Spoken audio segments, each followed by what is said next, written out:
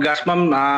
Sa aming mga tricycle driver po rito ma'am, marami na po ang nagre-request sa amin na kung pwede po magtaas po kami ng pamasahe. Pero sinabi po namin sa kanila na hangga't maaari, huwag tayong magtataas dahil hindi lang tayong transport group ang apektado. Halos lahat naman ng sektor ay apektado. Salamat naman po sa Panginoon at naintindihan po ng aking mga kasama. Pero ang tanong po ay kung hanggang kailan po kaya yung aming pagtitiis. Parang ganun po yung tanong nila sa amin. Ang sabi po namin, hanggat wala pong dinideklara na pagtaas, hindi po tayo pwede magtaas kasi hindi naman po ganun kadali ang magtaas ng pamasahe. Dadan po ito sa proseso ng batas, ma'am. May posibilidad po yan, ma'am.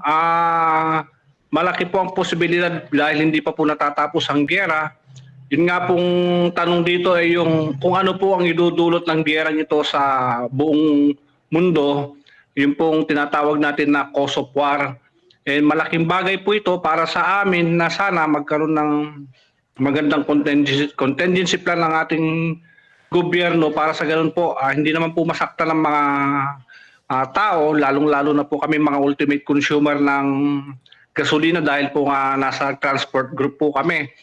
Hanggat maaari po ma'am, titisin po namin ng buong toda ng ordaneta yung hindi pagtaas ng presyo, pero kung darating po tayo sa punto na yan ma'am, siguro po sasabay po kami sa mga ibang transport group na humingi po ng karagdagang singil sa pamasahe po ma'am.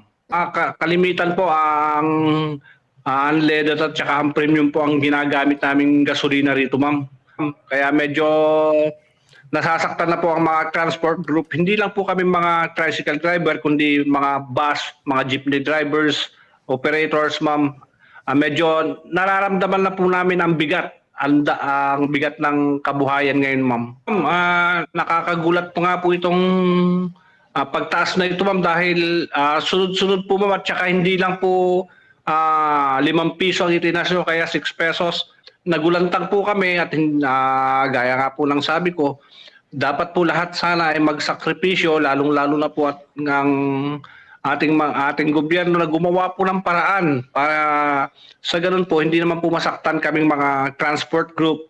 Dahil po nakikita ko po rito ma'am, magtataasan na rin po ang mga basic commodities natin. Susunod na po yan napipinto pa nga lang po ang pagtaas dahil medyo nakokontrol pa po. Pero ewan ko lang po sa mga susunod na araw ma'am Marian.